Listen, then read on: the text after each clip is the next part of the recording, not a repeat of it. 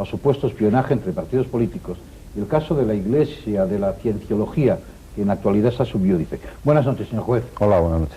Sé que no podemos preguntarle respecto a este caso de la Iglesia, de la Cienciología, porque está subiúdice, pero sí que me gustaría preguntarle hasta dónde puede llegar el Estado en la persecución de las sectas.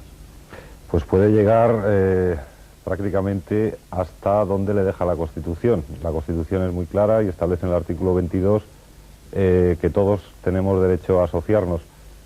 Es evidentemente una Constitución liberal, es una Constitución democrática, y ahí está el gran agujero, entre comillas, para que este tipo de asociaciones se introduzcan en la sociedad. Y el derecho penal tiene que tener una serie de respuestas. Por lo tanto, el Poder Judicial, el Poder Legislativo, como ha mencionado, tiene también que tomar más concienciación haciendo unas leyes que permitan lograr, por lo menos aislar, o que no tengan esta penetración que están teniendo en España. También, evidentemente, el propio Ejecutivo, hay una serie de ministerios claves, como son el de Hacienda, el de Sanidad, el Ministerio de Educación, el Ministerio de Trabajo, y por último también ustedes, el llamado cuarto poder. En cuanto a los periodistas, una de las máximos temores que tienen este tipo de organizaciones es precisamente salir a la luz pública, porque claro, tratan de, vamos a decirlo muy, aunque luego seguro que me corrigen, captar incautos, y cuanto más publicidad hay, menos favorable es esta situación para ello. O sea, por lo tanto, creo que debe haber un frente de los cuatro poderes, de los tres poderes clásicos y el llamado cuarto poder, para evitar que este tipo de organizaciones se sigan infiltrando y que produzcan un daño como, creo yo, como pueden producir organizaciones dedicadas al tráfico de droga. Hace 15 años en España nadie hablaba de tráfico de droga, o muy poco, y ahora todos sabemos las consecuencias de no haber atajado en un principio o puesto más medios para luchar contra estas organizaciones. Está usted diciéndome que estamos en ese mismo peligro. Sí. En el mismo peligro que nos han creado los narcotraficantes, pero hace 15 años. Sí, me atrevería a decirlo, sí. Hablaremos de ello. Don Luis Apóstol, veterano periodista, fue director general de Asuntos Religiosos entre 1980 y 1982 con los gobiernos de UCD y con los ministros Francisco Fernández de Ordóñez y Pío Cabanillas. Llevó a cabo la aplicación de la Ley de Libertad Religiosa y abrió el registro a confesiones religiosas donde todas las creencias fueron puestas en plano de igualdad. Buenas noches, don Luis. Buenas noches. ¿Cuáles fueron los criterios establecidos para que una entidad o grupo o secta o confesión o asociación religiosa pasara a formar parte del registro? Pasaba que pasase o que no pasase. De entrada, para que pasase, y en todo caso, pues yo le preguntaría, ¿cómo se negaron y a qué se negaron? No, vamos a ver. En primera parte, la aplicación de la Ley de Libertad Religiosa resolvió un problema secular en España, que son cientos de miles de ciudadanos españoles que son de otras confesiones absolutamente respetables, conocidas, históricas. Religión islámica, religión judía, los protestantes españoles. De forma que ese gran paquete, que es la historia de España, pues no hubo problemas. Empezamos con los problemas fronterizos. Y el gobierno de UCD, del cual yo era pecador, establecimos dos filtros. Es un pecado que ahora vuelve a estar de moda hablar bien del gobierno de UCD, ¿eh? No me diga. Ah, sí, yo lo he leído en los periódicos, usted sabrá tanto como yo. No me diga. Primer filtro, el dinero. Cuando presentaban la instancia, pues yo llamaba al abogado, al representante o al director y le preguntaban, bueno, esto está muy bien, ¿tienen ustedes hospitales? No, no tenemos hospitales. ¿Han hecho ustedes alguna escuela en México, en Uganda o en Almodóvar? No, no señora, tenemos una finca para la oración y para adorar a Dios y estudiar. Ah, muy bien. Y entonces empezábamos a desconfiar. Es decir, una confesión religiosa o que se presenta como tal, que no tiene ese rasgo de generosidad, de servir a la sociedad, pues empezaba a entrar en una zona de sospecha. El segundo punto, la segunda frontera es cómo se entra y cómo se sale.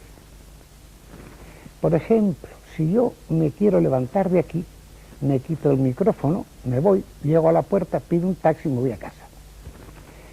Pues le preguntábamos eso mismo a estos. Oiga, ¿cómo se entra ahí? ¿Qué papeles hay que firmar? Y entonces te decían que se firmaba pues un convenio con la organización.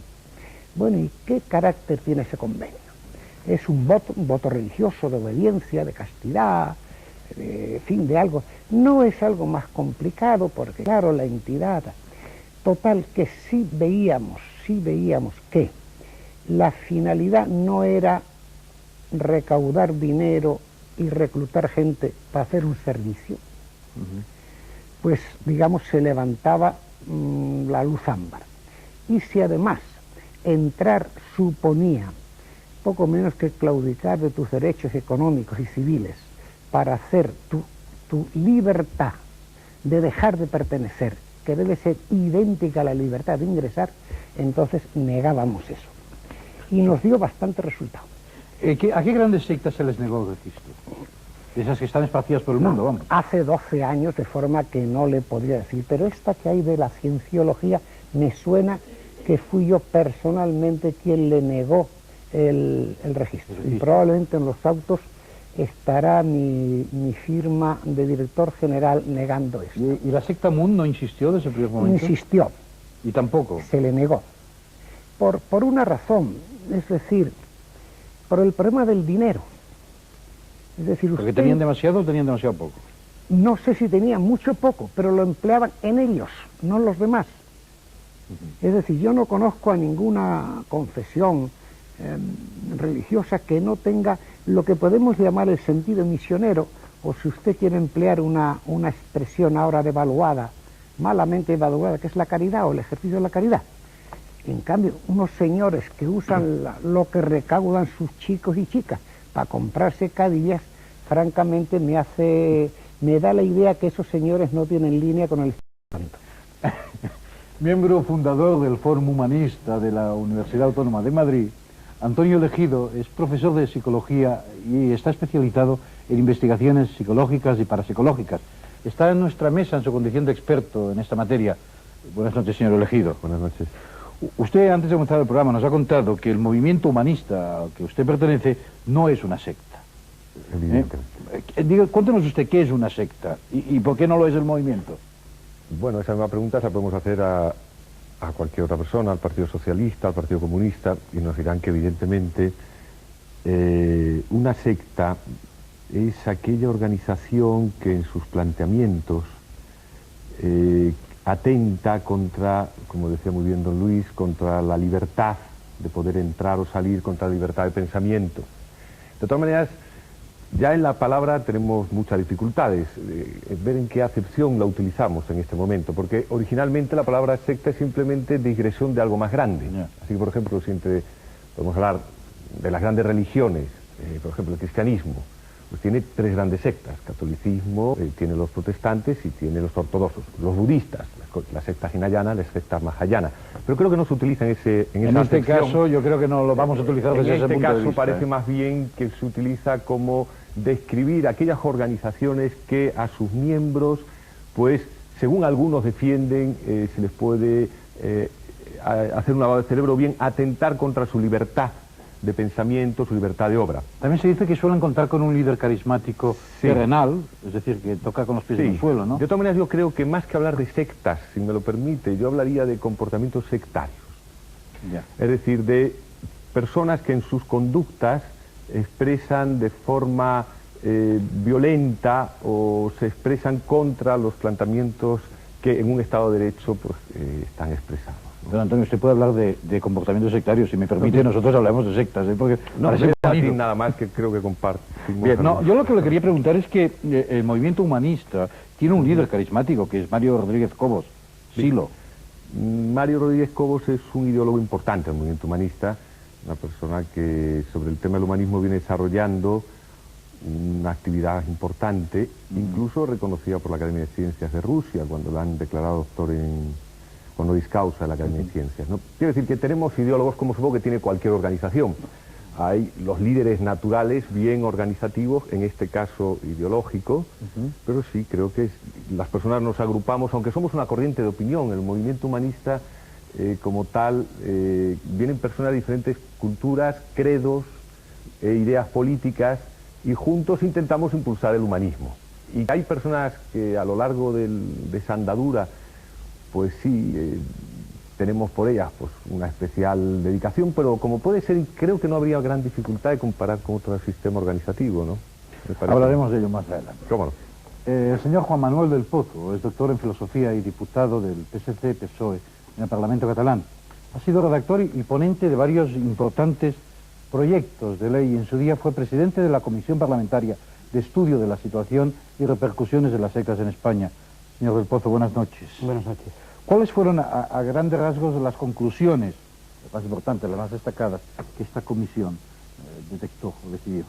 Sí, un pequeño detalle previo de tipo informativo. No me importaría ser diputado en el Parlamento catalán, lo soy en el Congreso de los Diputados. Usted perdone, pero tenía mala información. Le pido disculpas. Sí, tiene un cierto relieve porque la constitución de la comisión se produjo en el Congreso de los Diputados. Las principales conclusiones, a grandes rasgos, yo diría que hay dos de carácter teórico, de principio, y es que si, como no podía ser de otra forma, nos ajustamos todos a los principios constitucionales, no se puede definir con valor jurídico el concepto de secta. Es decir, nosotros mismos en la comisión lo utilizábamos, lo estamos utilizando ahora y creo que es normal utilizarlo. Sin embargo, como tantos conceptos, puede tener vigencia en el mundo informativo, incluso en el mundo sociológico, en el mundo historiográfico. Y cotidiano. Y cotidiano, sin duda, pero de ahí a un traspaso a lo que serían los códigos de nuestras leyes, podría cometerse una inconstitucionalidad. Primero, por tanto, no es posible definirlo, con lo cual es muy difícil después establecer una legislación específica para él, puesto que es un concepto que se escapa de nuestras manos como el agua. En segundo lugar, que nunca puede ser condenada, en virtud del artículo 16, una creencia, una ideología o un pensamiento. Como tal, jamás. Pero sí deben ser condenadas las conductas que atenten contra los ciudadanos, sus libertades y sus derechos, las cuales están registradas en el correspondiente código penal. Y, perdón, ¿y los síntomas que decía don Luis? Que decía, bueno, se huele que... Indudablemente, don Luis se movía en un ámbito... ¿Es posible legislarlo eso? No, yo creo que legislarlo no. Ahí está la prudencia del que aplica la ley desde una dirección general, y me parecen criterios prudenciales aceptables, porque sin duda la ley debe moverse, una ley orgánica como la de libertad religiosa, debe moverse en unos términos bastante generales, y es difícil que pueda entrar en la precisión de cómo usan ustedes su dinero. No estamos en el debate todavía, pero don Luis, le quería contestar. ¿Me permite usted que le dé la palabra? Por supuesto. Sea breve, don Luis, porque aún no hemos empezado. Sobre esos dos criterios no hay ni un solo papel escrito, que es como se tienen que hacer las cosas. No sé qué diría el juez, de eso, pero bueno, ya entremos en debate, por Efectivamente, son por tanto criterios prudenciales, como decíamos, que interpretan, yo creo que bien, lo que es la Constitución y la Ley Orgánica de Libertad Religiosa. Una vez establecidos esos dos grandes principios, las conclusiones de la Comisión no podían ser de una fuerza impactante, por así decirlo. Tal vez se esperó en algunos momentos demasiado de la Comisión, intentando que hubiéramos redactado, por ejemplo, un catálogo de sectas, pero mal puede redactarse un catálogo de algo que previamente no has podido definir. Probablemente, redactando ese catálogo, hubiéramos acertado en cuanto a registrar algunos grupos que, como se decía antes, tienen comportamientos sectarios, pero no individuales, sino grupales. Y por eso a veces está justificado que a un grupo donde de forma sistemática y grupal, donde en su interior se practican comportamientos sectarios, se puede decir, no jurídicamente, sino popularmente, informativamente, que constituye una secta. Las conclusiones no podían ser, por tanto, impactantes y fueron en la línea de intentar difundir información, por ejemplo, al Poder Judicial, en cuanto al hecho de existir registrada en los correspondientes códigos internacionales una enfermedad como el síndrome disociativo atípico, palabra que inmediatamente sustituyó por una mucho más popular como es el lavado de cerebro. Eso puede ser utilizado ante un juez por parte del correspondiente forense para que una persona mayor de edad que haya sido presumiblemente captada de forma indebida pueda ser temporalmente puesta a disposición de la familia o del correspondiente terapeuta. Esa era una de las informaciones, de las recomendaciones. Había otras, por ejemplo, el control de los estatutos, a lo que se ha referido antes don Luis Apostúa, quién puede inscribirse y en qué condiciones, control previo y control posterior, es decir, una vez aprobados unos estatutos hay que ver si en la práctica la asociación correspondiente hace eso o hace otras cosas que son de menor aceptación. Por ejemplo, recomendaciones en cuanto a tutela de menores, recomendaciones en cuanto a control de subvenciones, inspecciones de trabajo, inspecciones de Hacienda sobre estos grupos, iban en el orden, por tanto, de ajustar la legalidad. Perdón, porque sería el larguismo de detallarlo todo, pero ustedes tenían la sensación de que eso eran herramientas de trabajo útiles? Sin duda, yo creo que útiles sí, probablemente Lo digo porque el insuficientes. señor juez ha hablado de agujeros ahí, Sin y duda. que... Yo creo que son insuficientes y yo me aventuraría a dejar aquí una idea que después en todo caso podemos desarrollar. Yo creo que la principal lucha, si es que hay que hacerla en ese sentido tan fuerte, contra los comportamientos sectarios organizados, es una lucha eminentemente social.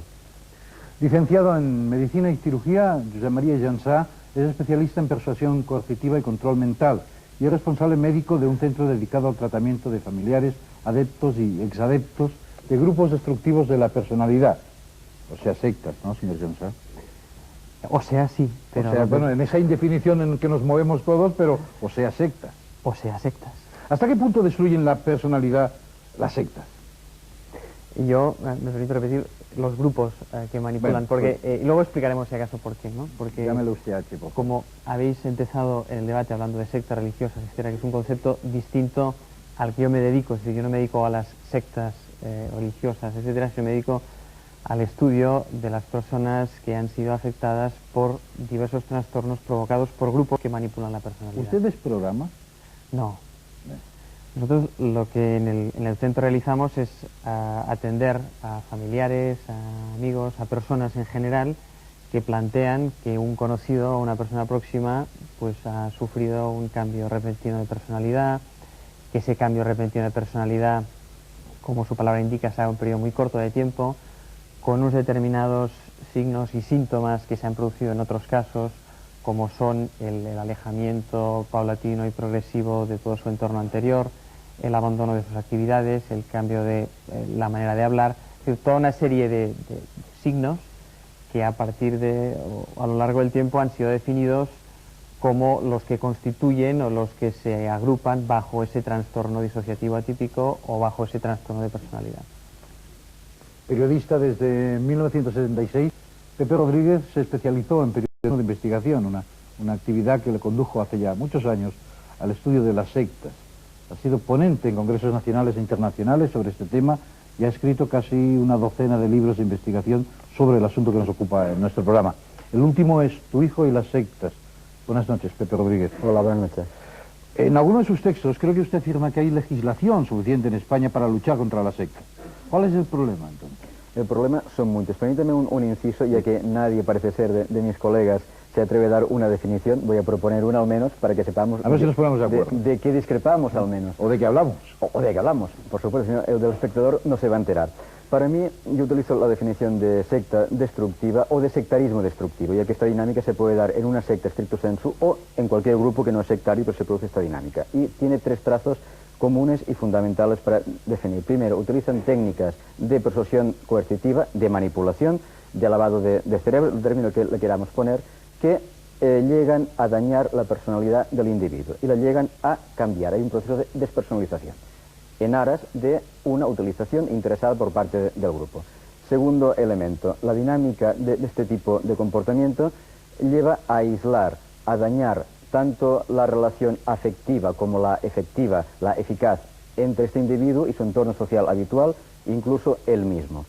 Estamos hablando de dinámicas que son delictivas per se y, en tercer lugar, conculcan una serie de derechos jurídicos inalienables como son derecho a la intimidad, a la libertad y tantos otros. Por tanto, la definición del sectarismo destructivo para mí es una definición que como tal, secta, tipificación legal no sería correcto, pero sí hablar que los comportamientos que atribuimos a lo que llamamos sectas destructivas son todos ellos delictivos per se. ¿Están ustedes de acuerdo en esta definición o hay muchos matices? Yo estoy de acuerdo siempre que no tenga que escribirla en una ley. Ya. No, en una ley jamás, por Dios. Efectivamente, es decir, yo estoy de acuerdo con ella y la verdad es que me ha parecido útil, incluso en el dictamen de la comisión, indirectamente se incorporó en lo que era análisis de la situación. Sin embargo, entendemos que plasmar eso en un texto legal probablemente incurriría de una forma flagrante en inconstitucionalidad. Es que las sectas no hacen delitos distintos al resto de los ciudadanos. Efectivamente. Son Siga delitos. usted pues contándonos si hay legislación suficiente. Efectivamente, el problema desde mi punto de vista con las sectas... ¿La hay o no la hay? La hay. La hay. Es decir, no legislación contra sectas, hay legislación para prevenir Ya. y para castigar el delito.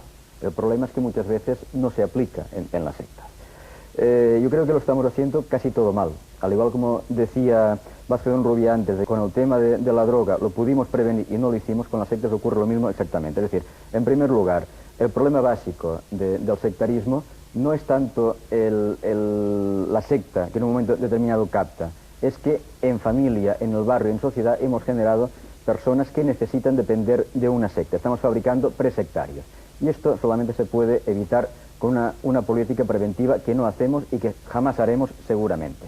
En segundo lugar, no hay información adecuada sobre la problemática de las sectas. Hay información muy sesgada. Son muy malas o son muy buenas. No, hay matices intermedios y que hay que trabajarlos en distintos puntos de la sociedad, en el sistema educativo, por ejemplo. No hay una política adecuada de la administración para gestionar, y hay que gestionarlo, la libertad de conciencia. Como decía muy bien el señor Luis Apostúa, hacen falta no solamente leyes, que es perfectible la legislación que controla los registros, hace falta sentido común. Y quizá cuando se fue don Luis de su cargo, se perdió y nadie lo ha vuelto a reencontrar. No hay una política represiva del delito que funcione. Primero, porque aunque las sectas cometen delitos, como todo el mundo, es decir, cuando la secta estafa, roba o comete un homicidio, es el delito típico que puede hacer cualquier otra cosa, pero lo hace de una forma muy específica. Por tanto, el policía, la policía judicial que investigue este delito debe estar formada en un tipo de investigación concreta, que no la hay. Por tanto, se hacen chapuzas enormes en la investigación policial de las sectas. La investigación judicial falla igualmente, primero por problemas estructurales de la justicia. Se da que algún juez que se ha metido a fondo con una secta ha tenido problemas profesionales y personales importantísimos, no de la secta, sino presión de la secta al poder y del poder al Consejo del Poder Judicial y de ahí a este juez. Pero hay algo que me parece demencial y es el Ministerio Fiscal. Salvo honrosas excepciones, ha habido buenas investigaciones fiscales. En la mayoría de los casos el fiscal ha llegado a destrozar una investigación, a no hacerla, a mostrarse como un inepto absoluto o, desde mi punto de vista, en un caso concreto, aunque sea, a prevaricar, a ocultar los delitos claros, concretos y objetivos de una secta. Nos movemos en este entorno y, por último, hay que ver, y entraremos en el debate, y creo que es una parte fundamental, las sectas no son elementos que se descuelgan en la sociedad del cielo o del infierno, no importa. Son un producto de una sociedad en crisis, de una sociedad con problemas. En la medida en que nuestra sociedad cada vez es más tensionada, tiene más problemas, cada vez está generando más futuros sectarios, más futuros suicidas, más futuros toxicómanos, alcohólicos, etcétera, etcétera. Este es un problema que nadie quiere asumir, pero que la clave está ahí. No sé si están ustedes de acuerdo en el planteamiento que ha hecho el señor Rodríguez, y si alguien quiere intervenir, ya, por favor. Yo, para una observación que han compartido el juez Vázquez Donrubia y Pedro Rodríguez en relación a la analogía entre el peligro de la droga y el peligro de la secta. Sin ninguna duda, los dos son caminos de huida de una forma insatisfactoria de vivir, y en ese sentido pueden ser analogados o comparados. De todos modos, yo creo que hay que salvar una diferencia importante, y es que en la materia de droga, valga la redundancia, tenemos una materia concreta, visible y pesable. En materia de sectarismo no contamos con esa materia. Pero hay una dinámica de dependencia que es similar. Yo soy profesor en un máster de toxicomanías, mi asignatura es dependencia sectaria, es decir, se trata como una dependencia equiparable totalmente a la droga. Y aquí hay muchos padres que me lo han dicho, dicen, ojalá mi hijo, en lugar de ser sectario, fuera toxicómano, porque sabría qué está pasando. Sí, pero efectivamente continúa siendo cierto lo que decía yo. Aunque la dependencia personal sea la misma, y he dicho que efectivamente los dos son caminos de huida por igual, lo que es cierto es que en un caso puedes encontrar y demostrar ante un juez la existencia de una materia que por sí misma es cuerpo de delito, en el otro caso es inaprehensible, porque se trata de ideas y de creencias. La dependencia sí, pero lo que esta dependencia obliga a hacer, o el delito objetivo que puede llegar a cometer, digo que puede, no siempre lo hace, pero lo hace con abundancia y con frecuencia, pero nos tenemos que mover en el Código Penal, en ninguna otra cosa. Señor juez. Sí, vamos a ver, bueno, no hay delitos objetivos, ¿eh? El derecho penal moderno es un derecho de autor. Los llamados delitos objetivos dieron lugar, ya que estamos hablando de grupos, a verdaderas atrocidades cometidas, por ejemplo, por los nacionalsocialistas alemanes que consideraban que un determinado grupo, como podían ser los judíos, los gitanos, los comunistas, etcétera, eran un peligro para la seguridad del Estado. El derecho penal moderno, el derecho penal liberal, es un derecho de autor, es un derecho de conducta. Por lo tanto, no hay un delito objetivo y lo que sí existe, que eso sí lo has mencionado, es que individuos pertenecientes a una determinada organización cometen una serie de delitos. Esta serie de delitos también se ha mencionado. El fundamental, creo sinceramente, que es la estafa, porque prometen una serie de bienes y servicios, naturalmente a cambio de un precio, y obtienen un perjuicio para el incauto que se introduce ahí, y sobre todo perjuicios, como hay aquí un especialista, un doctor, de orden mental. La enajenación de los sectarios o de los sujetos captados por estas organizaciones, yo les voy a llamar organizaciones, así que cada cual habla de una cosa. Yo creo que nuestros espectadores han entendido perfectamente de qué estamos hablando, ya llevamos casi media hora de debate. O sea entonces, el tema es que se reaccione. El problema del derecho penal es que es un derecho de reacción en un Estado de Derecho, y no por lo deprisa que vamos los jueces, sino precisamente porque hay que esperar a que se cometa un hecho considerado como delictivo para intervenir. Yo soy penalista y entonces me voy a tratar de circunscribirme a esto, porque se ha hablado enseguida de la represión penal de las organizaciones de este tipo. Por lo tanto, hay que esperar, desgraciadamente, para el que considere que el Estado actúa tarde, a que se produzca esta reacción. Y luego lo que ha ocurrido también es que se hablaba en España, o hablar en España de las sectas hace nada más que 5, 6 o 7 años era una cosa absolutamente exótica. Pepe Rodríguez ya ha mencionado que es verdad que se está produciendo una cierta sensibilización. Esto me parece fundamental para empezar a afrontar el problema. Se ha hablado de cierta lenidad o pasividad o pasotismo, para que lo entiendan todos, porque realmente es una cosa que es que al juez, al policía, al fiscal le parece una cosa hasta graciosa, una cosa curiosa, pero bueno, pero ¿qué me está diciendo este que va a llegar a dónde pagando esto, ¿no? Se está produciendo, que eso es importante, una sensibilización a todos los niveles. Y yo luego, si quiere, les hablo de que esto se está plasmando ya en textos legislativos, porque tengo aquí el anteproyecto de Código Penal y establece ya una serie de posibilidades para atajar estos problemas, como son fundamentalmente las lesiones psíquicas, que luego hablaremos. Si me permiten, vamos a hacer una pequeña pausa, como es habitual cada cierto tiempo en televisión, pero a mí me gustaría preguntarles qué es lo que opinan ustedes de ese caso tan conocido de los niños de Dios y de la sentencia del Tribunal Constitucional confirmando la audiencia de Barcelona, que absolvió a los acusados y devolvió la tutela de sus hijos a sus padres tras habérsela quitado. Este es un tema que ha generado mucha polémica, que se ha hablado mucho de ello, y por tanto me gustaría plantearlo sobre la mesa de debate. Hacemos una pausa y volvemos en un instante. Difícil de definir cómo son las sectas, y valga un poco el sentido del humor en esa extraña definición que yo acabo de hacer. Pero lo cierto es que al menos nos hemos puesto de acuerdo sobre lo que queríamos hablar esta noche. Y les decía al final de la primera parte, ¿qué es lo que opinan ustedes en el caso de los niños de Dios y de esa sentencia del Tribunal Constitucional que confirma la de la audiencia de Barcelona, que absolvió a los acusados y devolvió la tutela de sus hijos a los padres después de habérsela quitado? Yo no sé si el señor Rodríguez, lo digo como experto. Yo conozco muy bien el trabajo que hizo la policía y el trabajo que se hizo ante el juzgado, y la sentencia es absolutamente ajustada a derecho, es una buena sentencia. ¿Por qué es una buena sentencia? Porque se hizo un trabajo absolutamente demencial desde el Ministerio Fiscal. No se aprovechó prácticamente ninguna de las pruebas que había aportado la policía, que creo que hizo un buen trabajo, y había para documentar algún que otro delito y algún que otro riesgo para los menores. Esto no se demostró.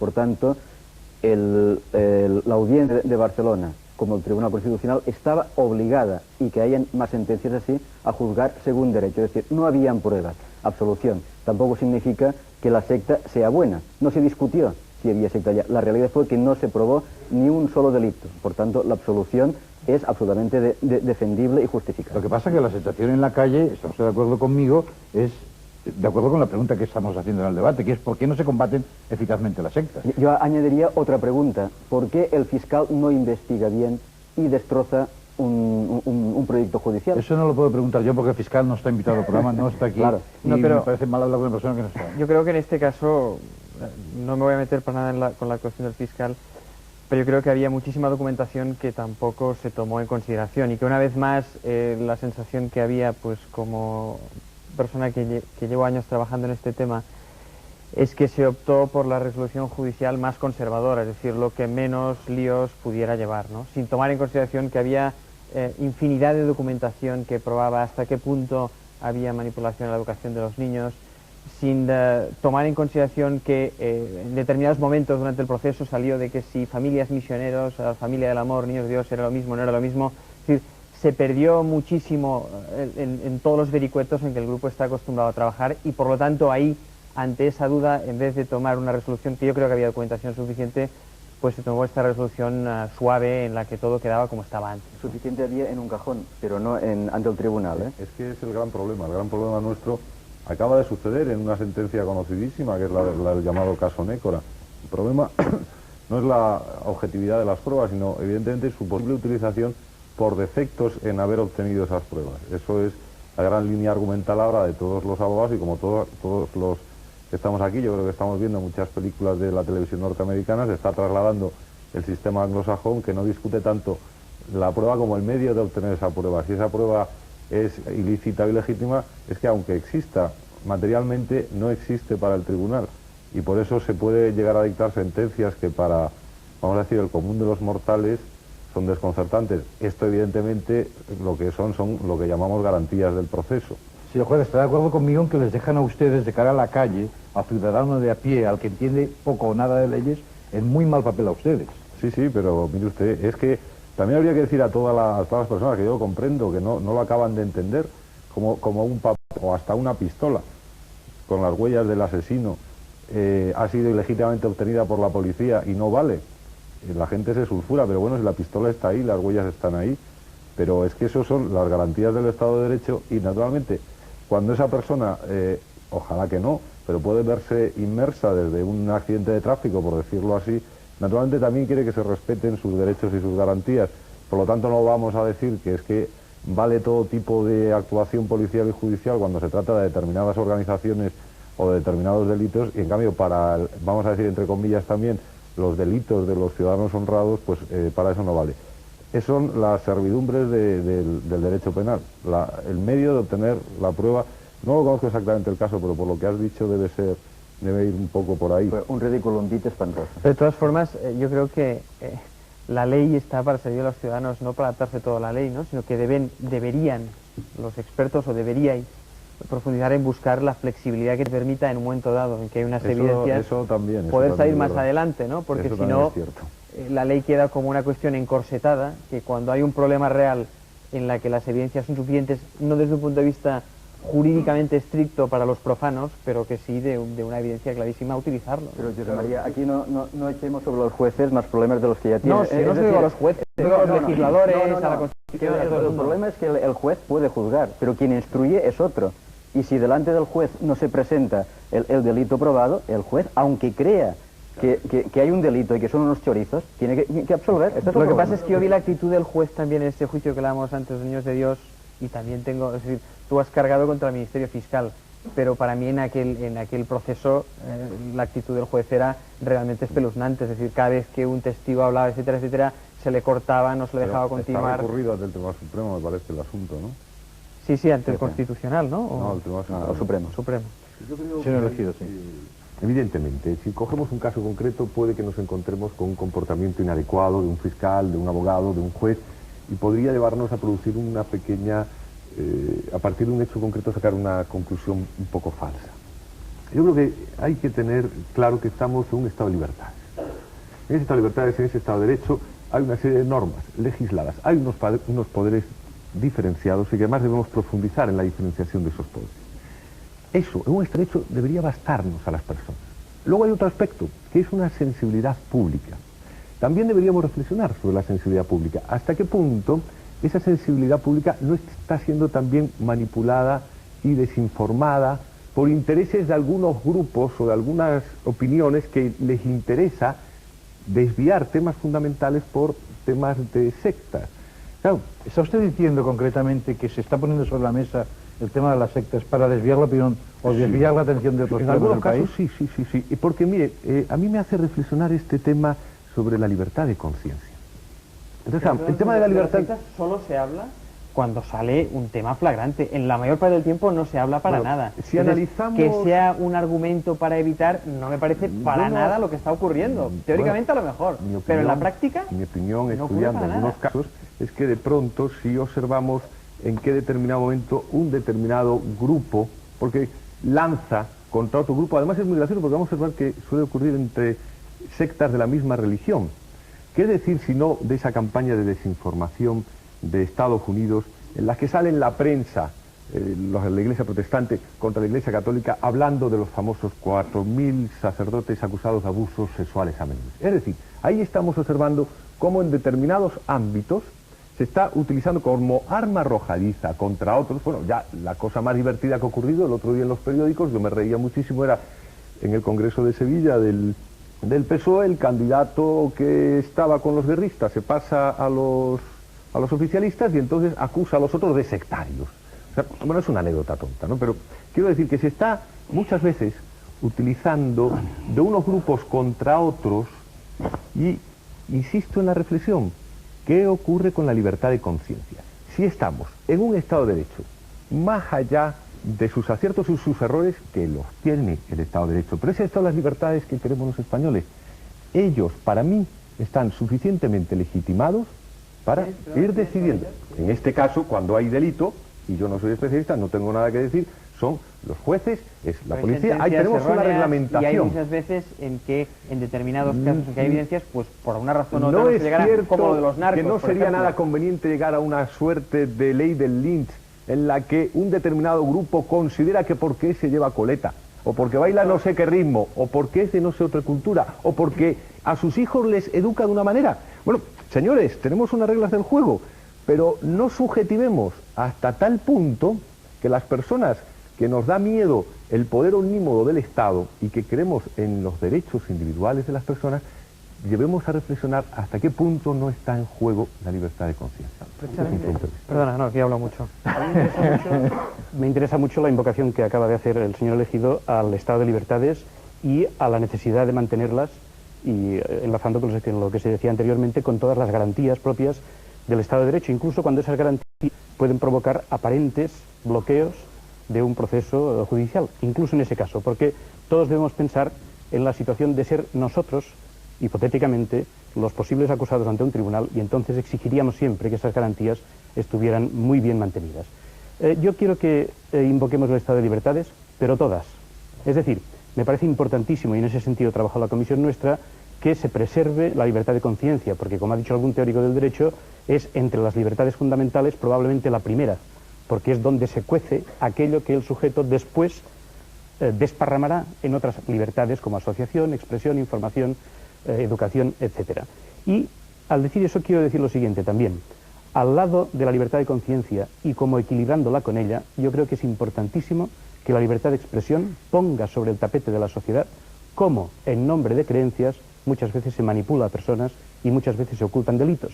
Es decir, si en el orden de la ideología el debate está aceptado e incluso promovido por la sociedad quiere que los políticos nos enfrentemos unos a otros porque eso es garantía de pluralidad, garantía de posibilidad de alternancia, garantía de servicio a los ciudadanos. Si eso es posible en el orden de la ideología, ¿por qué no ha de ser posible en el orden de la creencia? ¿O es que acaso el mundo interior del creyente es de mayor calidad que el mundo interior del ideólogo o del político? En ese caso, por tanto, yo digo libertad de creencia toda, libertad de expresión toda, y por tanto, ninguna represión al debate sobre sectas. Me parece fundamental para que la gente esté informada y pueda contrastar sus creencias con las de los demás. A veces se habla de esto, se nos pone esos casos dramáticos. Hace poco en la prensa nos hemos encontrado con niños que por no tener una transfusión de sangre, entonces mueren esos niños. Bueno, eso también es manipular la información, porque sabemos que los médicos, obviamente, el primer derecho es el de la vida. Y después vienen otros derechos. Entonces los médicos están legitimados en este Estado de Derecho para poder actuar en esas situaciones. Quiero decir que a veces... Sin orden judicial, ¿no? No, no es tan Claro. fácil. Sin orden judicial. Me permite, no es tan sencillo, ¿eh? Hubo un tema de debate hace 2 semanas sobre este tema aquí, largo y tendido, y yo creo No que... repitamos el mismo. No, Perdón. yo no insistiría en este tema, a no ser que quieras demostrarme que los testigos de Jehová son una secta y meterlos en este No, tema. lo que quería decir es que existe una reglamentación que permite dar respuesta ante situaciones. Se ponía el ejemplo dramático, Ya. para poner... que estamos en un buen estado de libertades que además debemos profundizar en ellas, más que profundizar sobre el control, porque a veces la respuesta que se nos viene dando es tengamos más policía, tengamos cierto tipo de respuestas represivas, que estoy totalmente de acuerdo con lo que usted decía, no va a la raíz del Me hace problema. gracia cuando oigo hablar a veces de que si es el sistema que va contra estos grupos, etcétera, cuando estos grupos, en general, son lo más represivo que puede existir. Es decir, que no se trata de grupos que van contra el sistema porque defienden una serie de libertades, sino todo lo contrario, grupos que utilizan los mismos elementos del sistema que critican para aprovecharse de salir para defender contra el sistema y al mismo tiempo controlar, manipular y tener dependientes a las personas que pertenecen a ellos, ¿no? Señora Apóstol, usted había pedido la palabra hace mucho rato, no sé si la quiere. Se me ha ido la especie, como decía Pío Baroja. Perdón usted, pues entonces sigamos el debate, si no quiere usted. Iba a hacer una puntualización, y perdona que vaya otra vez al caso de los testigos. Yo creo en el derecho de conciencia de que un padre, de testigo o de cualquiera, crea eso. Yo no lo comparto, pero lo defiendo. Pero con la misma intensidad defiendo que este padre que provoca la muerte de su hijo vaya a la cárcel. La libertad de conciencia sirve también para eso, para creer, pero pagar por las creencias. Porque está claro que el primer derecho, insistía antes, es el derecho a la vida. Claro. Porque también hay una orden. Pero para ellos el de creencia está por encima de todo, hasta del sentido común, que es mucho decir. Claro, pero para poder ejercer ese derecho hay que tener una libertad mental, poder decidir libremente que se tiene acceso a la vida. Cuando la manipulación está detrás de todo esto, que es el caso del que estábamos hablando ahora, o el caso de la secta de Suiza, sea suicidio, sea homicidio, sea un cóctel de ambas cosas, sea lo que sea, para poder decidir sobre la vida hay que estar en un estado mental suficiente como para que te pueda hacer tomar esa decisión. Cuando existe la manipulación hasta ese extremo, las personas pueden incluso llegar a perder ese derecho a la vida que evidentemente es el que nos mantiene. Y por Ese eso estamos tema aquí, ¿no? muy interesante, el otro día lo reflexionábamos en una comisión de trabajo, el tema de Suiza, y veíamos que era muy gracioso porque... Bueno, es una forma de hablar. O sea, digo que era gracioso el argumento que voy a contar a continuación, no el hecho. No estemos tan... No, pero es un debate entre personas normales. No, lo que pasa es que la palabra gracioso me reconoce Bueno, bien, que no es disculpen adecuada, entonces mi falta de oportunidad al haberlo comentado. No es gracioso el hecho en sí. No, nosotros estábamos intentando analizar en estas situaciones de sectas que a su vez producen suicidios o asesinatos, porque tendríamos que analizarlo más despacio. Entonces nos llamaba la atención, no es cierto que ocurra en todos los grupos. Veíamos que había unas cuestiones comunes. Nos llamaba la atención que eran en estos grupos. Es interesante observar que lo que ha pasado con los davinianos, que lo que ha pasado en Guyana, que lo que ha pasado en Suiza, tiene una raíz de tradición cristiana apocalíptica. Es muy interesante porque no ocurre en otro tipo de culturas. Resulta que hay otras sectas en otros ámbitos culturales, o puede ser hinduista, puede ser budista, puede ser otros ámbitos culturales, y no ocurren ese tipo de respuestas. Si quieres sumarle un elemento de reflexión, fíjate que donde en las zonas del mundo donde hay problemas terroristas, son zonas, en nuestro entorno cultural, donde hay una gran influencia católica.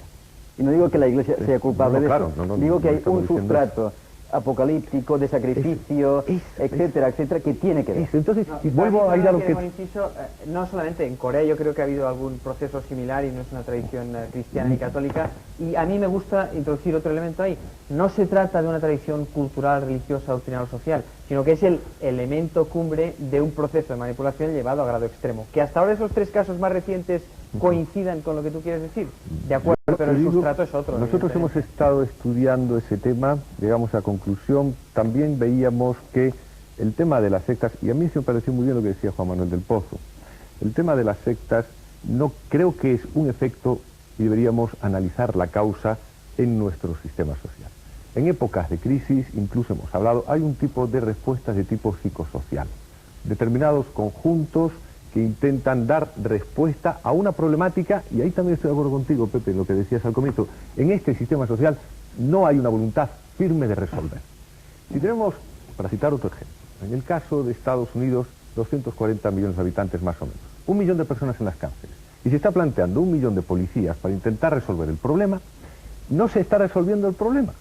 No hay una voluntad decidida de resolver esas dificultades sociales como son el paro, la falta de cultura, la falta de educación, el problema de que las personas se sientan personas y no objetos, y ahí es donde podemos hacer una reflexión interesante. Es mucho más barato, y es una barbaridad lo que voy a decir, pero en términos económicos es así, es mucho más barato para una sociedad cualquiera de ellas el mantener unas bolsas de pobreza, de marginación y con sus precios a pagar, que es droga, sectas, etcétera, etcétera, que no repartir los bienes y la riqueza como Dios manda. Si me permiten un momento para continuar el debate, quiero presentarles a un invitado que es criminólogo y presidente en Cataluña de la Asociación Internacional de la Policía. Manuel Castellví ingresó en los Mossos de Escuadra, la Policía Autonómica, en el año 81. Desde el 86 es jefe de la división de las brigadas de investigación de la Policía Autonómica Catalana. Ha sido ponente en varios seminarios nacionales e internacionales sobre protección de menores y prevención del crimen. Señor Castellví, buenas noches. Hola, buenas noches. Supongo que todo eso que hemos estado contando y hablando a usted le suena muy de cerca.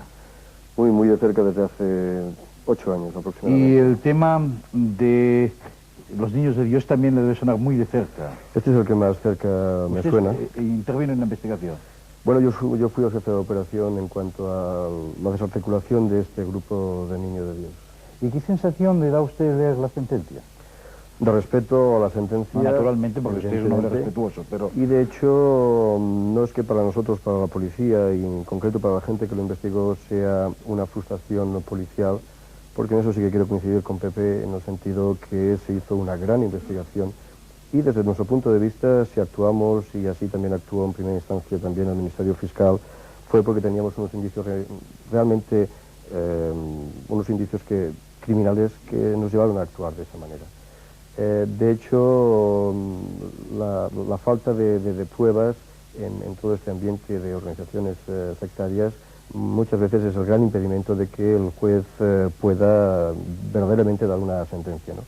Pero con un buen trabajo de judicatura, bien guiado por el Ministerio Fiscal, entiendo, y en concreto pues en Niños de Dios, que había suficiente documentación como para poder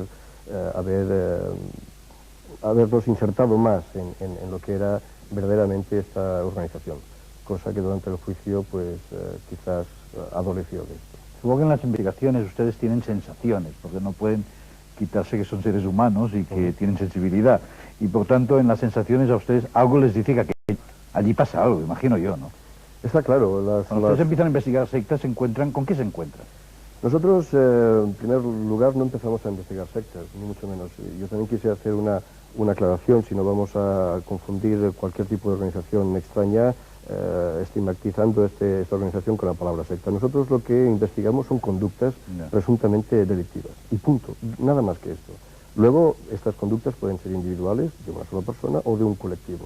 Luego, fruto de la investigación, puede ser que coincida con una organización, vamos a llamarle sectas para hablar claro y cristiano, y entonces lo que tienes que añadir a esa investigación es cuál es la doctrina de esa secta, ver cuáles son las conductas que podrían ser delictivas y llevar a cabo esa investigación. Pero en principio lo que se está investigando, lo que se inicia a investigar es una presunta actuación delictiva reflejada en el Código ¿Y cuáles Penal. son las presuntas actuaciones delictivas más comunes en estos casos? Aquí ya se han dicho. Yo básicamente, bueno, al principio del programa hablábamos de nuestra Constitución. Nuestra Constitución nos establece una serie de libertades, por un lado. Por otro lado, una serie de garantías contra tu seguridad y contra tu integridad física.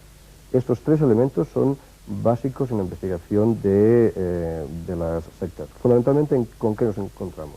Nos encontramos con coacciones en muchas ocasiones, nos encontramos con estafas, como decía muy bien, nos encontramos con lesiones físicas o psíquicas, presuntas lesiones físicas o psíquicas. Aquí en las lesiones psíquicas quisiera hacer un pequeño paréntesis porque es uno de los problemas en los que nosotros los policías nos encontramos. Es muy difícil encontrar algún psiquiatra, algún representante de la medicina legal que pueda certificar que efectivamente hay esa lesión psíquica. ¿Y por qué? Bueno, quizás el fenómeno de sectas es un fenómeno nuevo, relativamente nuevo. Coincido en que, a diferencia, por ejemplo, con organizaciones ya tipo tráfico de armas o tráfico de drogas, hablamos de unas asociaciones que en principio no existen. Lo fácil es que estén legalizadas, ¿no? Y que ese fin lícito para que esté reconocida pues no se lleve a cabo. Entonces nos encontramos con agrupaciones, que no son asociaciones, son agrupaciones que realizan una actividad determinada, X, la que sea. Demostrar que esa agrupación hace una actividad ilegal es un camino muy difícil. ¿Por qué? Porque yo no puedo decir que esa asociación es una asociación ilícita, es decir, que comete un delito, porque no existe esa asociación. Tengo que demostrar qué es lo que hace cada uno de sus miembros, pero debido a ese ocultismo, a ese secretismo, a esa burbuja que los rodea, es súper difícil introducirse dentro de estos grupos sectarios. Pero fundamentalmente los tipos delictivos que nos encontramos, fundamentalmente los que nos denuncian, es este cuadro que he dado antes. No sé, en relación con la investigación de estos asuntos, y teniendo en cuenta que imagino que muchas sectas, o lo que denominamos sectas, no parecen en principio peligrosas. ¿Cómo saber si se está haciendo una labor de investigación o de inquisición? Bueno, un poco en la línea de libertad religiosa que estábamos hablando ahí. Sí. La Inquisición es muy diferente a la investigación policial. No, ya lo sé, pero ¿cómo podemos evitar confundirnos? Mira, nosotros partimos de una base. Nosotros, cuando un ciudadano nos dice que su unidad familiar ha estado desestructurada porque uno de sus miembros ha desaparecido y no sabe dónde está ese miembro, ya es un motivo como para que iniciemos una investigación. No estamos investigando la secta, sino qué es lo que pasa con esa persona. Cuando nosotros, el ciudadano nos dice que ha estado víctima de un delito determinado por un grupo determinado, ese es el inicio de nuestra investigación. No es que estemos de una forma inquisitoria investigando, porque no las investigamos todas las asociaciones o todas las sectas, sino aquellas actividades que de alguna manera se nos denuncia a nosotros, y de hecho ese es el hilo conductor hacia esa organización. Fundamentalmente es lo que a nosotros nos denuncian o lo que Judicatura en algunas ocasiones, como por ejemplo en Niños de Dios en el 85, nos pidió información al respecto. ¿Qué es lo que pasa con este grupo? Porque, bueno, me parece que no está haciendo lo que tendría que hacer. Yo no sé si ustedes quieren comentar alguna cosa con el jefe de la brigada, que yo creo que es de una oportunidad. Diga usted. A mí me ha parecido interesante el planteamiento de la distinción entre investigación e inquisición. Efectivamente, todos aceptamos, porque forma parte de nuestro entramado jurídico, que debe haber investigación de los posibles delitos. Si no fuera así, estaríamos en una situación, los ciudadanos, de desprotección. Y por tanto, yo creo que hay que animar al mundo judicial, a la policía, a que investiguen en cuanto el indicio sea mínimamente razonable. Sin embargo, se puede caer en la inquisición cuando el grupo investigado se define ante la sociedad como portador de nuevas ideas, nuevas creencias, una forma de vida alternativa.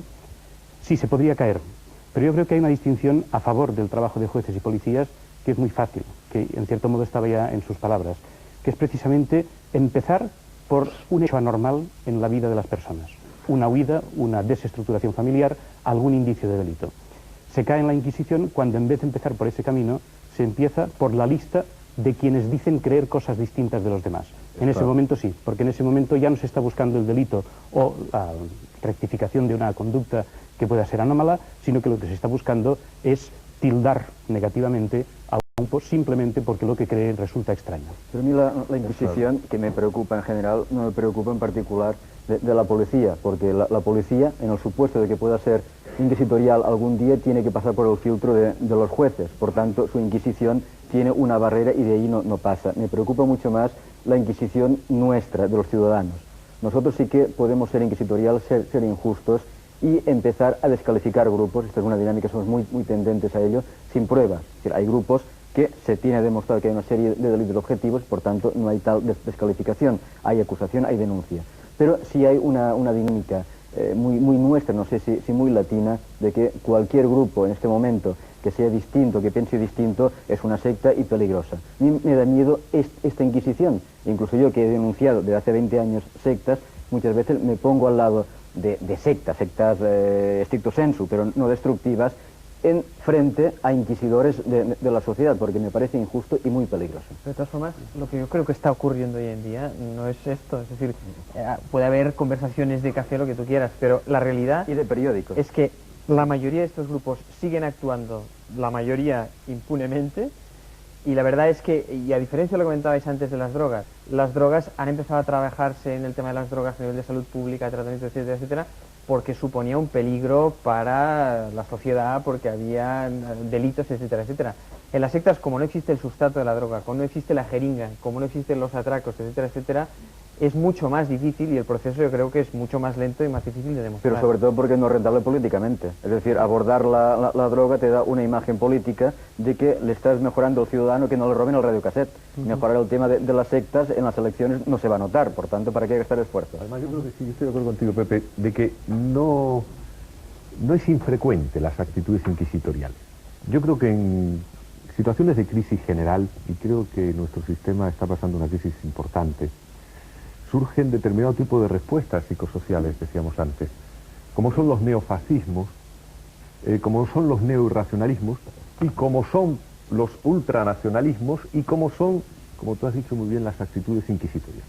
Es un registro muy psicológico que ante un mundo que se me tambalea ante unas creencias que hace 40 años eran inamovibles, pero que hoy ya no existen, es muy psicológico el agarrarme a algo. Entonces, esas actitudes neofascistas, neoinquisitoriales, neoirracionales, por desgracia, están aumentando. Sobre todo dentro de esos grupos. No, estoy Sí, refiriendo sobre en todo, general, es decir, a nivel... aumentan quizá en la sociedad, No. pero donde el exponente máximo de esa irracionalidad, de esa inquisitoriedad, es la María, propia dinámica de estos grupos. José María, Este es entiéndeme- el entiéndeme ejemplo bien, más entiéndeme claro. bien. Yo- Puede haber alguna persona, etcétera, etcétera, que opine en este sentido de modo poco fundamentado. Pero la realidad hoy en día, y los centenares, las decenas de familias y de personas que están siendo afectos de este trastorno y de estos síndromes, de lo que se quejan una y mil veces, es de que sufren el impacto de esas técnicas de manipulación José sin María, que existan los entiéndeme elementos que bien. les protejan Hemos de ellas. hablado de hechos punibles y que existe un Estado de Derecho y que existe una policía y existen unos jueces. Y ahí No, yo pero oye, entro. también Yo ha no hablado de hablo que eso. existen Yo estoy hablando dificultades para encontrar de expertos en el ámbito de la salud y de la salud mental que se atrevan o que hagan un paso adelante en el sentido de demostrar hasta qué punto existe la lesión psíquica. José Por lo María, tanto, y tú perdóname, sabes cómo- yo tampoco quiero que todo esto, a mí no me gusta que sea todo tan estrictamente jurídico, etcétera, pero quizá porque me enfrento cada día con las familias, con los casos, con los adeptos, con quien está sufriendo el trastorno y las consecuencias de este tipo. Entonces, no les vengamos tampoco a esta gente con un debate a un quinto piso, a un sobreático, porque la gente tiene un problema de cada día que lo que quiere es solucionarlo y que lo que quiere es que su hijo, su mujer, su hermano, que tiene un trastorno de personalidad grave, se le puedan aportar soluciones desde la sociedad y desde las propias instituciones. Pero José María, yo también, si no cada día, muchos días me ocupo de familias afectadas. Y hay también una cosa, hay que hablar claro con la gente, con todo el mundo. Es decir, evidentemente dentro de las sectas hay manipulación, hay delito, hay desestructuración y hay un problema clínico más o menos importante. Esto es cierto. Pero te encuentras, y tú te habrás encontrado muchas veces, con un padre que te lleva el problema y dice, oiga, me salve usted a mi hijo. Claro que hay Mire de todo. usted, vamos a hablar primero porque su hijo ha llegado a este extremo. Es decir, no vamos a hacer un maniqueísmo, secta es muy mala, sociedad muy buena. No, es pero sí, decir, desde luego que- hay palos para todo el mundo. Yo lo doy por sentado, ¿no? Lo único Claro. que intentaba es introducir un elemento aquí, porque si no parece que lo vamos a dejar todo entre las leyes, lo que es jurisprudente, lo que no lo es, y la persona que lo esté viendo diga, oiga, es que mi hijo ha cambiado, mi hijo está mal, y quiero, o me gustaría que estuviera bien como estaba antes, ¿qué es lo que puedo hacer para que estuviera bien? Y como soy médico y no soy Ahí hay experto que- tal hay y que- cual, planteo mi punto de vista. Yo creo que nada muchos más. problemas... Un momento, sí, de eso me gustaría hablar en la tercera parte de nuestro programa. Y me gustaría invitar al señor Castellví, si quiere quedarse, continuar con el debate, intervenir como un debatiente más, no solo como policía testigo de lo que usted ha hecho. Por lo tanto, les espero dentro de nada, en la última parte, en la recta final, de los unos y los otros. Me gustaría recoger un guante que se ha soltado en un momento dado del debate. Me parece que el señor Rodríguez, desde que lo ha dicho, lo ha insinuado, y es un guante que no quiero referirlo a ningún hecho concreto, a ningún fiscal, a ningún juez, a ningún abogado defensor, a ningún médico, pero sí que mucha gente se pregunta qué es lo que ocurre, qué es lo que pasa, qué es lo que hay detrás de las sectas. Y en algún momento también se ha hablado aquí, en esta mesa de debate, de las dificultades por encontrar pruebas, o porque esas pruebas sean válidas, o porque la investigación sea coherente, consciente y concisa, y que por tanto se ha insinuado que no se sabe si es porque no se sabe hacer bien las cosas, o porque hay mala voluntad. El hecho es que muchos nos preguntamos, ¿hay gente de las sectas metidas en las instituciones? Pero ustedes que han investigado esto, me gustaría que el señor Rodríguez, digo señor Rodríguez porque es el más experto en este tema, empezar a hablar de este tema, porque la gente se pregunta, ¿qué es lo que pasa? ¿Qué es lo que hay detrás de las sectas? Se habla de tráfico de armas, de tráfico de drogas, de dinero, de gente que impide las investigaciones, pero ¿qué es lo que hay? Ese tipo de delitos, tráfico de armas y compañía en España no se da en sectas. Sí es cierto que algunas sectas tienen gente bien colocada, pero sobre todo algunas sectas tienen algo mucho mejor que gente bien colocada.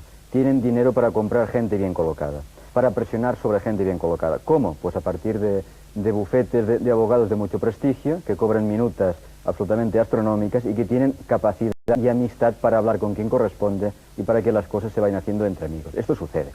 Sucede también con otros puntos de nuestra sociedad, no es exclusivo de las sectas. Las sectas no utilizan ninguna dinámica delictiva o no que no utilicen otra gente u otros grupos. Pero esto se hace con frecuencia. ¿Alguno tiene algo más que decir? Sí, señor Apóstol, por fin le hemos dado a tiempo la palabra en el momento que usted la pedía. Me volvió... Creo que estamos jugando al parapente, que es con un gran paracaídas planeando para ver el paisaje, pero creo que en el centro del paisaje está la idea de la desaparición de Dios, de la norma, de los criterios morales como eje de la sociedad. es un cambio social en todo el mundo. Es decir, eso no lo han hecho las elecciones municipales de aquí ni las presidenciales de Estados Unidos, sino es un cambio cultural que ha considerado muy progresista, muy liberador, borrar la idea de deber moral, o si se quiere la idea de una relación personal con Dios, o como se le llame eso. Y eso pues se puede hacer, resulta hasta divertido, gratificante, pero es un cambio social que pasa una factura, y esta es una de las partes de la factura. Es decir, se rompen las iglesias, se las deteriora, se las desprestigia, y entonces ese vacío de una fe, de una moral, de unos criterios, pues siempre hay un frescales que lo llena. Es decir, la vida tiene, digamos, una serie de sectores bastante compactos. Es decir, si usted suprime el comercio libre, nace el extraperlo. Si usted suprime, digamos, la enseñanza, nace, digamos, la catacumba. Pues si usted suprime Dios, la religión y la desprestigia y se burla de ella, o se crean unos problemas de conciencia, la gente explota por otro lado. Y en esa explosión siempre hay un aprovechado. Tomaría el discurso, si me permites, en positivo, ¿no? Es decir, no solamente porque se pierden determinados fenómenos, sino porque también surgen otros. Es decir, aumenta la información, aumenta la pluralidad, aumenta la capacidad de tener más conocimiento de otras cosas, y a partir de ahí aumentan las técnicas de saber cómo funciona la mente de las personas, de saber cómo conducir las técnicas de mercado, etcétera, etcétera. Y todo eso en positivo que surge también es aprovechado o utilizado por determinados elementos para formar organizaciones que se dedican a controlar a los demás. Es decir, que no solamente es por la pérdida de valores, creo yo, sino también porque surgen nuevos instrumentos y nuevos elementos que se utilizan para eso. Yo discreparía de ti, Luis. O sea, creo que el que estemos en una sociedad donde la moral haya desaparecido es bueno. Es decir, la moral siempre es un instrumento del poder. Es gravísimo que haya desaparecido la ética, eso sí. Y esto es parte del problema importante. Yo no creo que Dios haya desaparecido. No sé si Dios existe o no. No lo sé. Pero creo que no ha desaparecido en todo caso. Sí que desde las religiones, o desde la religión que nos ha tocado vivir, disfrutar y sufrir, lo han masacrado. Es decir, la imagen de Dios que ha hecho la Iglesia Católica en España, para hablar de España en concreto, no es un Dios apetecible. La imagen de la religión, de la práctica religiosa que ha dado y está dando todavía la religión católica en España, no es apetecible para la mayoría. Por tanto, yo creo que esto es malo. Pero no culpemos de la desaparición de Dios a los ateos, sino precisamente a los creyentes, en este caso, que no han sabido hacer. Y esto, por ejemplo, es algo que sí ha sabido hacer la Iglesia protestante. La Iglesia protestante da una imagen de la práctica religiosa que es apetecible para el creyente, de un Dios que es humano, de un Dios que es accesible. Y esto, bueno, la Iglesia Católica debe pagar el precio por haber actuado de esta forma. Pero creo que no es un motivo fundamental para que la gente busque sectas. Es cierto que la gente busca salidas, que busca espiritualidad, si queremos llamarlo así, pero sobre todo y fundamentalmente en la problemática de las sectas busca humanidad, busca seguridad, busca un refugio a una sociedad inhumana, estúpida y de la que muchos desearíamos huir, pero no sabemos a dónde. Señor Castillo, usted había pedido la palabra. Sí, yo quería abundar en un tema y es para hacer la mente clara a los ciudadanos. Muchas veces estamos de una forma paralela hablando de sectas y de religión. Olvidémonos de esto. Lo que tenemos que hablar, y ya antes he dicho, es la palabra valor. Un valor puede ser Dios desde un punto de vista cristiano, puede ser la familia, un líder político, quien sea. Lo que pasa es que en situaciones de crisis, como antes estaba diciendo, o en la sociedad que va abocada a una crisis, puedes cambiar tus valores, que puede ser tu propia familia o el líder político, o la religión, y buscar otros valores que más te convengan. Ese es el primer punto. El tema, el tramo está que cuando buscas otros valores puedas tener alguna conducta delictiva. Pero yo pienso que sería bueno para el ciudadano primero desmitificar el tema secta igual a religión, que esto es un problema que el ciudadano siempre está confuso, y después también apuntaba, bueno, tenemos que dar algún tipo de solución. Soluciones pueden haber varias, ¿no? Y yo pienso que hay tres ámbitos muy claros. Desde un punto de vista pues civil administrativo, como puede ser que ese valor que constituye una organización sea o no lícita sus fines, desde un punto de vista penal, que es la actividad criminal que pueda realizar esta asociación, y desde un punto de vista meramente civil, como puede ser bien, si nosotros encontramos a ese miembro familiar, a ese amigo, inmerso en ese tipo de asociación, busquemos esa enajenación mental transitoria o parcializada, ¿no? Sí, de todas formas, y en esa misma línea, es decir, no olvidemos que la mayor parte, buena parte de los grupos que existen hoy en día, que reúnen esas características de manipulación, persuasión y control, no tienen nada que ver con la religión. Es decir, existen grupos terapéuticos, existen grupos esotéricos, existen grupos que utilizan elementos culturales, grupos didáctico-pedagógicos, grupos comerciales, es decir, organizaciones que bajo la idea de conseguir más dinero y mejorar en el ámbito profesional y laboral, utilizan las mismas técnicas de manipulación y control. Y ahí yo creo, lo que tenemos la experiencia es que no tiene muy poco que ver la figura de Dios, de la religión o la religiosidad. Es decir, que hay grupos en los que sí existe ese fenómeno y se utiliza esa pantalla religiosa, pero que hay muchísimos otros y cada vez más que para nada tocan o para nada inciden en el aspecto religioso. Eso es cierto, pero también es cierto, en el registro de asociaciones deben haber de sectas de riesgo, pues a lo mejor 3 inscritas como religiones, el resto no lo están. Pero sí es cierto es que este tipo de estructuras grupales, sectarias, convierten en algo trascendente, pseudo-religioso, hasta el vender libros puerta por puerta o el dedicarse a fabricar transistores, no importa. Se maneja todo dentro de un contexto religioso, por lo tanto, siendo inexacto al hablar de sectas religiosas, este concepto de religiosidad está hasta en la prostitución, cuando la incide en estas sectas. Señor juez. Yo lo que estaba tratando de decir es que precisamente casi estamos cayendo un poco en una de las tácticas primordiales de este tipo de organizaciones, que es la apariencia, el velo que llamamos nosotros de una supuesta religiosidad. Precisamente creo que hemos caído un poco en eso, aunque sea involuntariamente, porque la obsesión de todo este tipo de organizaciones, por supuesto, es cubrirse por efectos fiscales, por efectos laborales y por una serie de efectos que tendría, como sabe de sobra Luis Apostúa, si hubieran conseguido, o si alguna consigue, el estatuto de asociación religiosa, o asociación en general sin ánimo de lucro. Entonces es un poco hacerles el juego, con todo mi respeto para lo que acaba de decir, porque naturalmente todos los tipos de organizaciones criminales, pues naturalmente todos tienen una causa.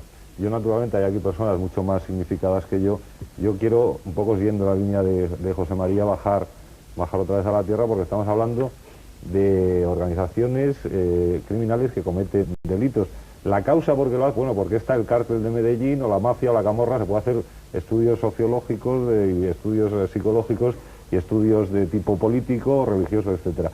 Pero volviendo a este tipo de organizaciones, la gran trampa, el gran velo que ponen, que es quizá uno de los, lo sabe el representante de la policía, es lo que nosotros llamamos levantar el velo. Decir, mire usted no es ni una asociación lucrativa, ni es usted una asociación religiosa. Por lo tanto, el contraataque de ellos siempre es presentarse como asociaciones benéficas, lucrativas y casi seráficas, una cosa maravillosa. Me gustaría, siguiendo los consejos del juez, descender y tocar con los pies en el suelo, y por tanto yo estoy interesado en saber por qué una persona entra en una secta, por qué causas y cómo consigue que la atrape.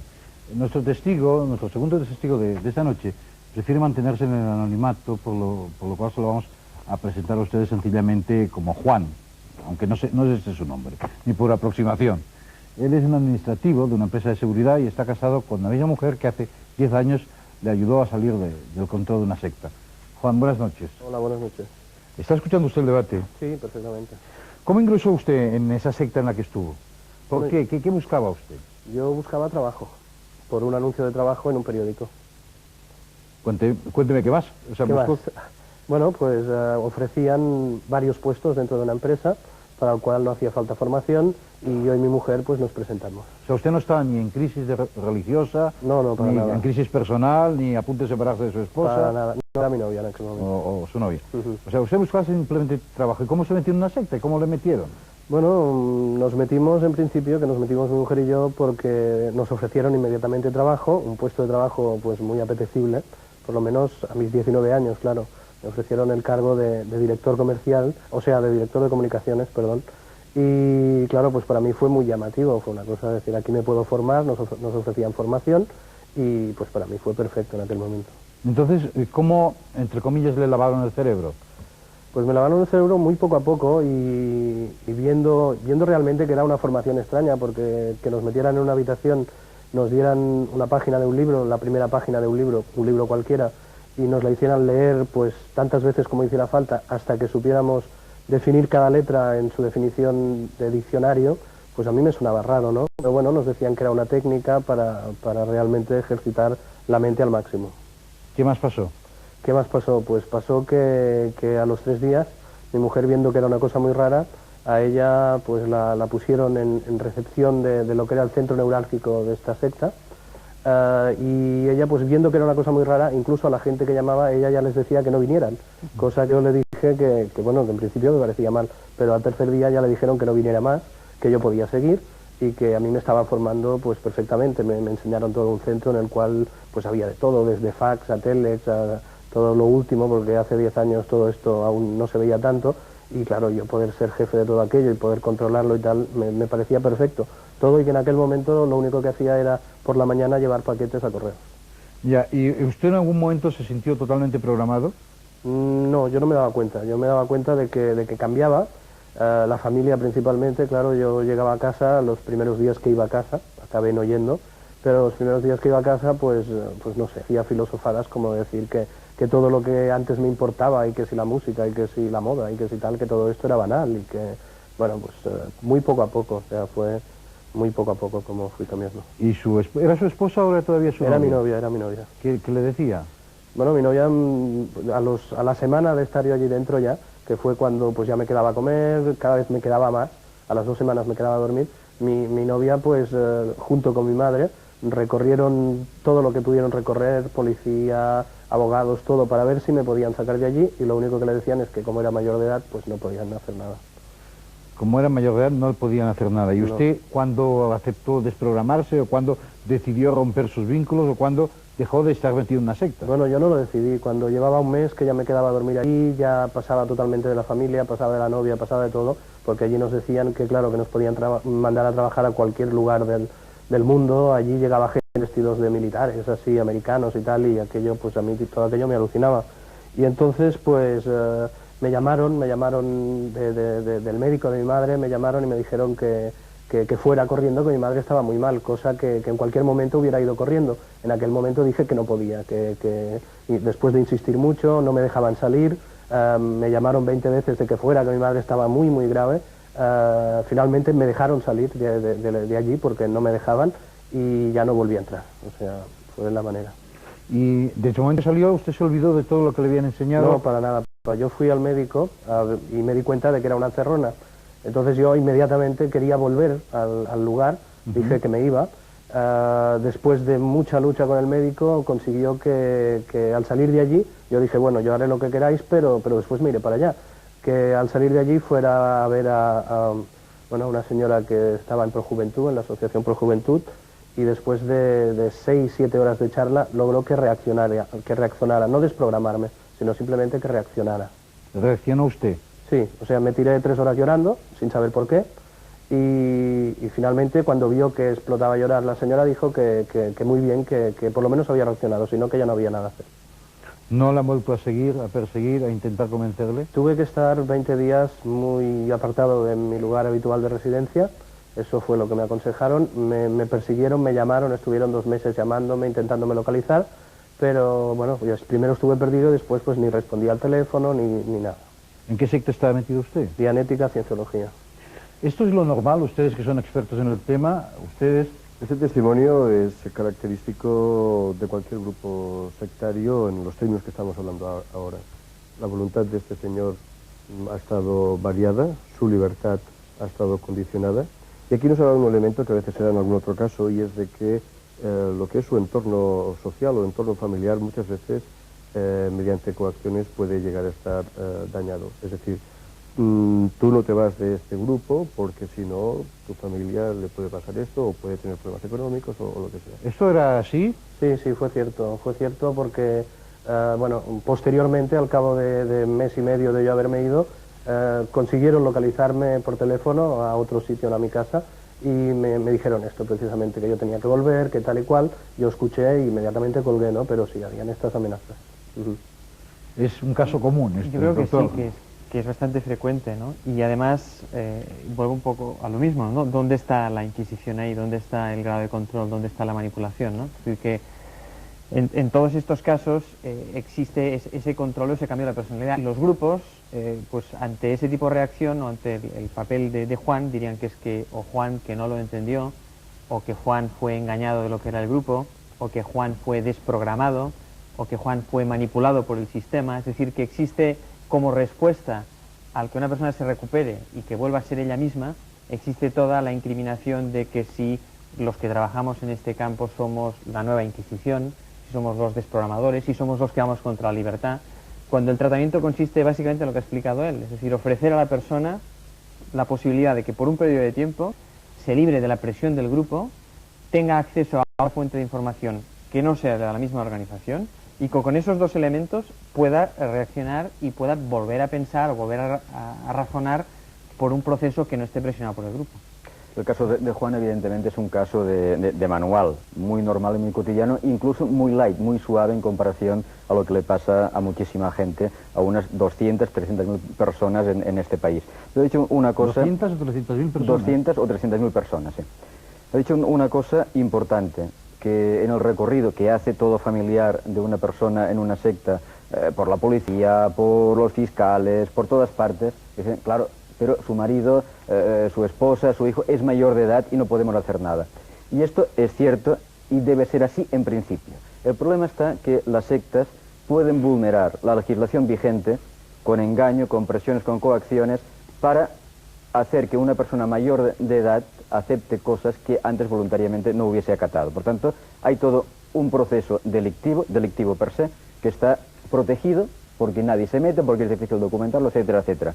Pero cuando parece que hay un problema, digo parece, vamos a ver si lo hay o no, aquí nadie puede meterse porque la mayoría de edad de esta persona le pide acogerse al Estado de Derecho que nos debe proteger. Cuando, en principio, y esto está claro, hay muchos juristas que dicen que nadie puede ni debe renunciar, aunque diga voluntariamente, a sus derechos fundamentales. En el momento que una persona diga, no, yo renuncio a mi libertad voluntariamente, esto un Estado de Derecho en principio no tiene por qué ni debe permitirlo, porque debe proteger a la gente, que los derechos fundamentales estén garantizados en todo el mundo, y las sectas los vulneran. Si me permiten. Sí. Bueno, yo quisiera decir que en principio yo sí que era mayor de edad cuando estaba dentro, pero lo que sí había muchísima gente a mi alrededor que eran menores y que además se habían escapado de casa y bueno, tenían toda una serie de condiciones con las cuales se las podía haber sacado de allí. En los menores, ahí haré un giro a favor de los fiscales, ahí sí intervienen bien y rápidamente casi siempre. En un tema de menores, una denuncia ante el Ministerio Fiscal y el menor está fuera de donde sea inmediatamente. Yo creo que el testimonio de Juan, como otros muchos posibles, nos ha devuelto a tierra desde el parapente en que parecíamos viajar. Efectivamente, es importante hablar de las víctimas, de las actitudes y comportamientos sectarios. Yo creo que cuando hemos hecho la defensa antes, con todo convencimiento que sostengo y sostendré siempre, de que nunca debe haber inquisición general, hay que ampliar el razonamiento y decir, y tampoco particular. Es decir, tenemos la tendencia los ciudadanos a creer que la democracia es solo cosa de las instituciones y de los partidos que se presentan a las elecciones. Ese es un error. La democracia debe hacerse extensiva a todo grupo que convive en sociedad. También a esos grupos que dicen tener unas creencias determinadas bajo el derecho fundamental a la libertad de conciencia y de religión. Y en ese sentido es fundamental decir que este señor, Juan, fue víctima de una inquisición particular dentro de una sociedad democrática. Y que si bien el grupo ese puede pedir a todos que no seamos inquisidores con él, nosotros debemos exigirle a ese grupo que no sea inquisidor con sus socios o adeptos. Igual eso sería pedirle peras al olmo en estos casos. Sin duda. Estamos llegando al final de este debate. De hecho, hemos llegado ya, el tiempo se ha terminado. Saben ustedes que nunca pretendemos cambiar a nadie de opinión ni de actitud cuando llega a nuestra mesa de debate, pero sí que darles a ustedes los suficientes elementos de juicio, la suficiente información para que ustedes en su casa continúen debatiendo o comentando lo que aquí se ha planteado. Quiero darle especialmente las gracias a Juan, aunque a pesar de estar en la sombra, con la cara tapada, ha venido a ofrecer su testimonio, y a todos ustedes por asistir esta noche a nuestro programa. Les espero la próxima semana con una nueva edición de Los Unos y los Otros. Buenas noches.